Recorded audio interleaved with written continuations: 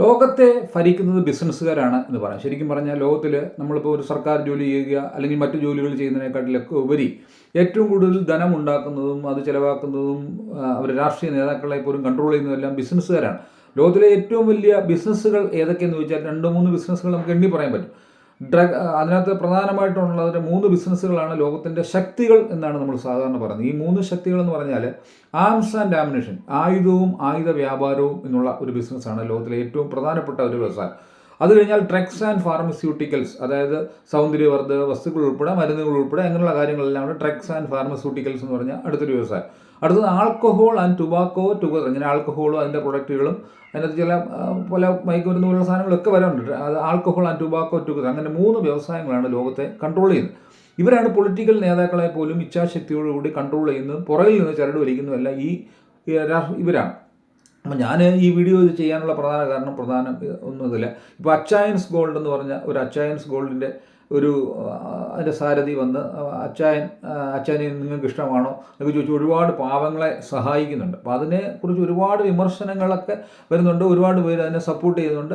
Social മീഡിയയിൽ തന്നെ അത് 2 ഗ്രൂപ്പുകളായിട്ട് തിരിഞ്ഞുകൊണ്ട് ഞാൻ ശരിക്കും പറഞ്ഞ അച്ചായനെ സപ്പോർട്ട് ചെയ്യുകയാണ് ചെയ്യുന്നത്. കാര്യം എന്ന് പറഞ്ഞു കഴിഞ്ഞാൽ അച്ചായൻ ചെയ്യുന്നത് വെച്ചാൽ അദ്ദേഹത്തിൻ്റെ സ്വർണം വിറ്റ് കിട്ടുന്ന വ്യാപാരം, അദ്ദേഹത്തിൻ്റെ പത്തനംതിട്ട ഭാഗങ്ങളിലെ വല്ല വിദേശങ്ങളിലൊക്കെയാണ്, തിരുവനന്തപുരത്തൊന്നും ഞാൻ കണ്ടിട്ടില്ല. പല ഭാഗങ്ങളിലും അദ്ദേഹത്തിന് ഒരുപാട് സ്വർണ്ണക്കടകളുണ്ട്. അവിടെ നിന്ന് കിട്ടുന്ന ലാഭത്തിൻ്റെ 50% അദ്ദേഹം തീരെ ദരിദ്രരായ വെളുമ്പിൽ നിൽക്കുന്ന ആൾക്കാരെ സഹായിക്കാനായിട്ട് ഉപയോഗിക്കുക. അത് വീഡിയോ എടുത്ത് ചിലപ്പോൾ സോഷ്യൽ മീഡിയ വഴി നമ്മളെല്ലാം അദ്ദേഹം ചെയ്യുന്ന സേവനങ്ങൾ അറിയുകയും ചെയ്യും. ശരിക്കും പറഞ്ഞാൽ അതിനെ ഒരുപാട് ആൾക്കാർ വിമർശിക്കുന്നു. അതായത് വലങ്കൈ ചെയ്യുന്ന ഇടങ്കൈ അറിയില്ലെന്ന് പറയുന്ന ഒരു ക്രിസ്ത്യൻ ഗ്രൂപ്പിൻ്റെ അംഗമാണ് ഞാനും അച്ചായനും ഒക്കെ. അപ്പോൾ അത് ശരിയായ കാര്യമല്ല എന്ന് പറയുന്നത്. പലപ്പോഴും ബിസിനസ് മോഡലുകൾ, പല രീതിയിൽ ബിസിനസ് മോഡലുകൾ നമുക്ക് ചെയ്യാം. അത് അച്ചായൻ ചെയ്യുന്നത് വളരെ നല്ലൊരു കാര്യമാണ്. ഒരുപാട് പാവങ്ങൾ ഇങ്ങനെ നമ്മുടെ സമൂഹത്തിൽ വെളുമ്പിൽ നിൽക്കുന്നുണ്ട്. നമ്മൾ ഈ പാവങ്ങളെ സഹായിച്ചുകൊണ്ട് അവർ രക്ഷപ്പെടുമെന്ന് ചോദിച്ചാൽ ചിലപ്പോൾ രക്ഷപ്പെടണമെന്നില്ല. നമ്മളിപ്പോൾ ലോകത്തിലുള്ള എല്ലാ ധനവും എടുത്ത് ഈക്വലായിട്ട് പണക്കാരുടെ ഇരിക്കുന്ന എല്ലാം എടുത്ത് ഈക്വലായിട്ട് ഡിവൈഡ് ചെയ്തിട്ട് ഈ ഭൂമിയിലുള്ള പാവങ്ങൾക്കെല്ലാം ഡിവൈഡ് ചെയ്ത് കൊടുക്കുകയാണെങ്കിൽ അത് 1 മാസം മുതൽ ഒരു 5 വർഷം കൊണ്ട് അത് പഴയ ആൾക്കാരുടെ കയ്യിൽ തന്നെ എത്തിച്ചേരുമെന്നൊക്കെ ഒരു തിയറിയുണ്ട്. കാര്യം വെച്ചാൽ ഇതെല്ലാം പണം ഉണ്ടാവുക എന്ന് പറയുന്ന ഒരു ആറ്റിറ്റ്യൂഡാണ്. അപ്പോൾ നമ്മളിപ്പോൾ ഇവരെ സഹായിക്കുന്നതിനോടൊപ്പം അച്ചായൻ ഇവരുടെ ആറ്റിറ്റ്യൂഡിനൽ ചേഞ്ചിനുള്ള ചില കാര്യങ്ങളിലൂടെയൊക്കെ ചെയ്ത് അവരെ കോൺസ്റ്റൻ്റായിട്ട് മോട്ടിവേറ്റ് ചെയ്യുകയാണെങ്കിൽ അവരെല്ലാം നല്ല സുസ്ഥിതിയിലേക്ക് വരും.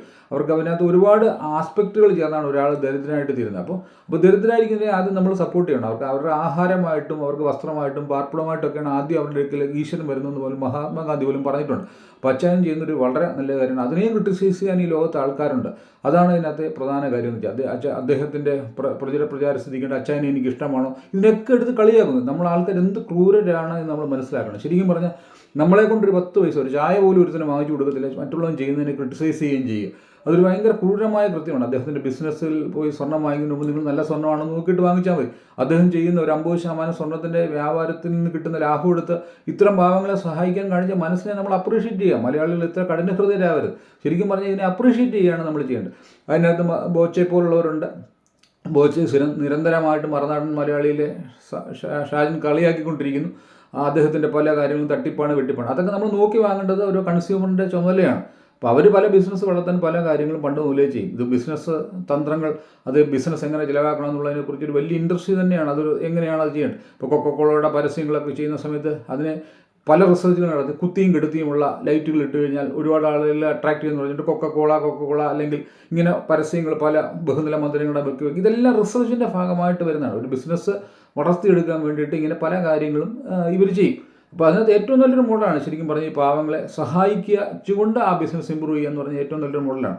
പിന്നെ ഇടങ്കൈ എന്ന് വലങ്കൈ അറിയില്ലെന്നുള്ളൊരു കാര്യം പലപ്പോഴും നമ്മളിപ്പോൾ ഐഡൻറ്റിറ്റി വെളിപ്പെടുത്തി കഴിഞ്ഞാൽ നമ്മളൊരു പള്ളിയിൽ തന്നെ, ഞാനതിനെല്ലാവരുള്ള പള്ളിയിൽ തന്നെ 50 കുട്ടികളെ, പാവപ്പെട്ട കുട്ടികളെ വിളിച്ചു വരുത്തി പള്ളിയിൽ നിൽക്കുന്ന എല്ലാവരുടെയും മുമ്പിൽ നിന്ന് ഇവർക്ക് നോട്ട്ബുക്കുകൾ കൊടുക്കുക, അല്ലെങ്കിൽ അവരുടെ ചികിത്സാ സഹായം കൊടുക്കുക, ഇതിനോടെല്ലാം എതിരുള്ള ആളാണ് ഞാൻ. പലപ്പോഴും അതൊന്നും ചെയ്യാൻ പാടില്ലേ.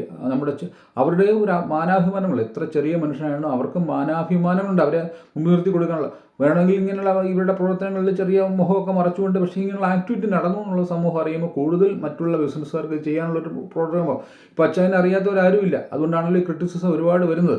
അച്ചായൻസ് ഗോൾഡിനെ അദ്ദേഹം ചെയ്ത ഈ സേവന പ്രവർത്തനങ്ങൾ അദ്ദേഹത്തിന് ഇനി കേരളക്കരയിൽ അറിയാത്തവരാരുമില്ല. അദ്ദേഹത്തിൻ്റെ ആ ബിസിനസ് അത് വളരും. ശരിക്കും പറഞ്ഞാൽ അച്ചായൻസ് ഗോൾഡൊന്നും നമ്മൾ കേട്ടിട്ട് പോലും ഉണ്ടായിരുന്നില്ല. ഭീമ അല്ലെങ്കിൽ ആലുക്കാസ് ഇതൊക്കെ നമ്മൾ കേട്ടിട്ടുള്ളൂ. പക്ഷേ അച്ചായൻസ് ഗോൾഡ് ഇപ്പം ദ്രുതഗതിയിൽ വളർന്നുകൊണ്ടിരിക്കുകയാണ്. അപ്പോൾ അദ്ദേഹത്തെ കുറ്റം പറയേണ്ട കാര്യമില്ല. ഈ മോഡലുകളെല്ലാം നല്ലത് തന്നെയാണ്. കൂടുതൽ വ്യവസായികൾ ഇങ്ങനെയുള്ള പാവങ്ങളെ സഹായിച്ചുകൊണ്ട് വരട്ടെ. അവർ അനാമത്തായിട്ട് എന്തെല്ലാം കാര്യങ്ങൾ ഈ പൈസ അവർ മുടക്കിക്കളയും. അപ്പോൾ ഇങ്ങനെയുള്ള ബിസിനസ് മോഡലുകളെയൊക്കെ നമ്മുടെ കേരളീയർ നമ്മൾ തീർച്ചയായിട്ടും പ്രോത്സാഹിപ്പിക്കുക. അച്ഛനെ സർവാത്മന സ്വീകരിക്കുക. അദ്ദേഹം സോഷ്യൽ മീഡിയയിൽ കൂടെ ആ സാധനം വളർത്തിക്കോട്ടെ. അദ്ദേഹം സഹായം ചെയ്തിട്ടാണല്ലോ വളർന്നത്. ചെറിയ ഇങ്ങനെയുള്ള അലിഗേഷൻ ഉണ്ടെങ്കിൽ അത് കുറച്ച് മുഖമൊക്കെ മറച്ചുകൊണ്ട് ആ സഹായം ചെയ്യുന്നത് കാണിക്കണം, സമൂഹത്തിൽ കാണിക്കണം. അപ്പോൾ മാത്രമേ കൂടുതൽ ആൾക്കാർ ഇത്തരം സഹായങ്ങളൊക്കെ ചെയ്യുവാനായിട്ട് മുന്നോട്ട് വരത്തുള്ളൂ. അച്ചയൻസ് ഗോൾഡ് നല്ല രീതിയിൽ ഇപ്പം പല രാജ്യങ്ങളിലും ബ്രാഞ്ചുകൾ തുടങ്ങുന്നുണ്ട്. അദ്ദേഹത്തിന് വാഹനം വാങ്ങിക്കുന്നത് എല്ലാം അദ്ദേഹത്തിൻ്റെ ഒരു ബിസിനസ് മോഡൽ അതാണ്. അതിനെക്കുറിച്ച് നമ്മൾ കുറ്റം പറഞ്ഞിട്ട് കാര്യമില്ല. പിന്നെ തട്ടിപ്പുകളിലും വിട്ടിപ്പുകളിലും ഇങ്ങനെ ബിസിനസ് മോഡൽ കാണിക്കുന്ന വീഴാതിരിക്കേണ്ട അവനവൻ്റെ കോമൺ സെൻസ് എന്ന് മാത്രമേ പറയാനുള്ളൂ. അദ്ദേഹത്തെ വിമർശിച്ചുകൊണ്ട് ഒത്തിരി വീഡിയോകൾ സോഷ്യൽ മീഡിയയിൽ വരുന്നതുകൊണ്ട് മാത്രമാണ് ഞാൻ ഇത്ര ഒരു വീഡിയോ ചെയ്തത്. ശരിക്കും പറഞ്ഞാൽ അച്ചയൻസ് ഗോൾഡ് നിങ്ങൾ അദ്ദേഹത്തിൻ്റെ പരസ്യങ്ങളും ഒരുപാട് കാര്യങ്ങളൊക്കെ ചെയ്താണ് നമ്മൾ അറിഞ്ഞത്. അപ്പോൾ ഒരു ബിസിനസ് മോഡലെന്ന് മാത്രം നമ്മൾ വിചാരിച്ചാൽ മതി. ഇത് ലോകവ്യാപകമായിട്ട് ഞാൻ നേരത്തെ പറഞ്ഞാൽ ഒരുപാട് റിസർച്ചുകൾ ചെയ്യുന്നതാണ്. അപ്പോൾ ഇതിനകത്തൊക്കെ ഒത്തിരി കാര്യങ്ങൾ, ഒരുപാട് ലക്ഷക്കണക്കിന് രൂപ ബിസിനസ് വളർത്തുവാൻ വേണ്ടി ചെയ്യുന്നുണ്ട്. അപ്പോൾ ഇത്തരം കാര്യങ്ങളെ നമ്മൾ പ്രോത്സാഹിപ്പിക്കുകയാണ് വേണ്ടതെന്ന് മാത്രമാണ് ഞാൻ പറയുന്നത്. ചിലപ്പോഴും ഇത്തരം കാര്യങ്ങളെ പ്രോത്സാഹിപ്പിച്ചില്ലെങ്കിൽ നാളെ ആരും സാധുക്കളെ സഹായിക്കാനായിട്ട് വരത്തില്ല. വരണം. അവർ വന്നു കഴിഞ്ഞാൽ അവർ സസ്റ്റൈനബിളായിട്ട് നിലനിർത്താനുള്ള കാര്യങ്ങളൊക്കെ ഇവർ തന്നെ ചെയ്താൽ നന്നായിരിക്കും. പലപ്പോഴും ലയൺസ് ക്ലബ്ബ്, റോട്ടറി ക്ലബ്ബുകളൊക്കെ നമ്മൾ ഞാനൊക്കെ കണ്ണാടി കൊടുത്തിട്ട് അല്ലെങ്കിൽ ചെറിയ ക്യാമ്പ് നടത്തിയിട്ട് ഫോളോ അപ്പ് ഇല്ലാതെ പോകാറുണ്ട്. ഫോളോ അപ്പ് കൂടെ ചെയ്താൽ നല്ലതായിരിക്കും. ഇങ്ങനെയുള്ള സഹായമൊക്കെ ചെയ്തതിന് ശേഷം ഒരു ടീമിനെ വെച്ച് ഇവരുടെ ഫോളോ അപ്പ്, അവരുടെ ജീവിതാവസ്ഥകളൊക്കെ മാറിയിട്ടുണ്ടോ, ഒരു ഓട്ടോറിക്ഷ മാറ്റി കൊടുത്ത് അവരുടെ ജീവിതാവസ്ഥകൾ മാറിയിട്ടുണ്ടോ, അല്ലെങ്കിൽ അവരെ എഡ്യൂക്കേറ്റ് ചെയ്യുക, ട്രെയിൻ ചെയ്യുക, ഇങ്ങനെയുള്ള കാര്യങ്ങളോടൊക്കെ ചെയ്താൽ കുറച്ചുകൂടെ നന്നായിരിക്കും. എന്തായാലും ഈ ഒരു ബിസിനസ് മോഡൽ, ടോണി അച്ചായൻ്റെ ബിസിനസ് മോഡലിനെ നമ്മൾ എതിർക്കേണ്ട കാര്യമില്ല. സമൂഹത്തിലെ ഒത്തിരി ആൾക്കാർക്ക് ഇത് പ്രോത്സാഹനജനകമായി തീരട്ടെ. അച്ഛൻ എല്ലാ ആശംസകളും അറിയിക്കുകയാണ്. കൂടുതൽ ഉത്തരവാദിത്തം അവരുടെ ബിസിനസ്സും പുരോഗതിയിലേക്ക് പ്രാപിക്കട്ടെ.